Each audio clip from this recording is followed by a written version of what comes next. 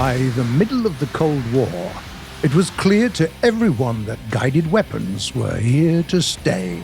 The arrival of really precise guided missiles changed air battles forever, and light but deadly anti-tank missiles effectively forced heavy tanks off the battlefield. Today, we're going to pick the most effective and the most reliable guided missiles of War Thunder. Let's start with air-to-air guided missiles.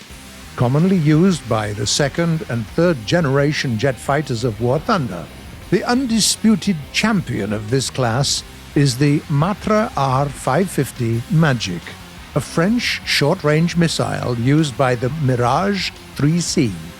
Just look at its performance data. The missile has a maximum G-load of 30 G, can lock onto targets that are up to 5.5 kilometers away, and comes with one of the best guidance systems of its class. Even extremely maneuverable targets will have trouble trying to escape that.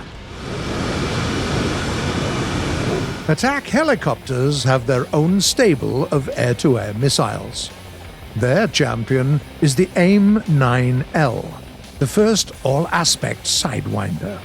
This little fellow can acquire its target from the rear hemisphere at distances of up to 6.5 kilometers. Don't make the mistake of underestimating the capabilities of ground vehicles, though. There are a lot of extremely effective surface-to-air guided missiles at their disposal. Take the Mistral or the Type 91, for example.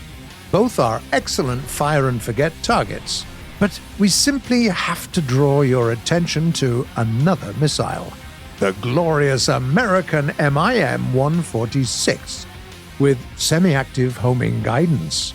Unlike its counterparts, it can pierce up to 900 millimeters of armor.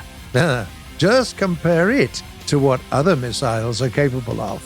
39 millimeters, 50 millimeters. Wait. Is MIM-146 really a surface-to-air missile? Yep. But it's a missile that also takes out tanks. Nobody said that you can't do that.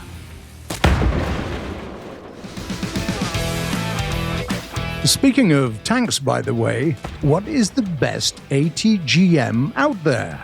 After some consideration, we narrowed the list down to two major contenders: the Swedish Bill 2 and the Russian 9M123 Chrysanthema. Not an easy choice to say the least. The Bill 2 works in a very interesting way, as it uses OTA, or Overfly Top Attack, instead of hitting the target head-on. Basically, it overflies the target to detonate on the top of it, allowing you to get enemies that are hiding behind cover. That is honestly really cool. But we still have to choose the 9M123. Judge for yourselves.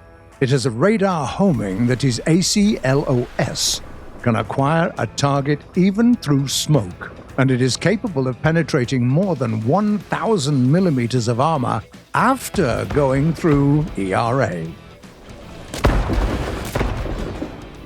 When it comes to air-to-ground missiles, the competition is every bit as fierce. Here, the top dogs are the Russian Vichar and the German Pars 3 LR. The Vichar is a supersonic anti-tank missile that is effective against both ground targets and slow-moving air targets at a range of up to 10 kilometers.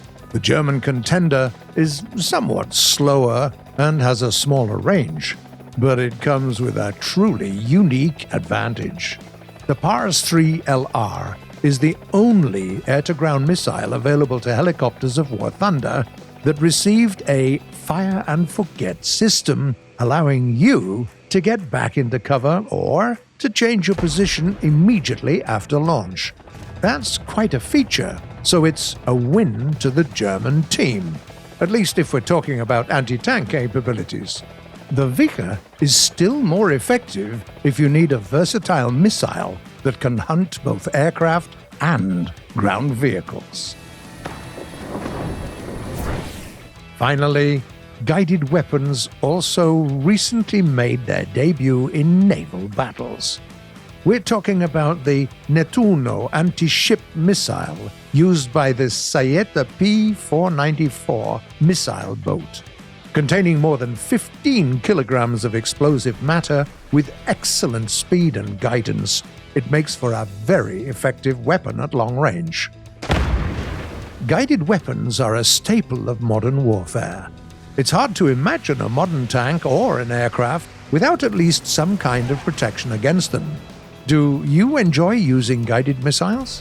Which one's your favorite? Tell us in the comments below. We really do want to know.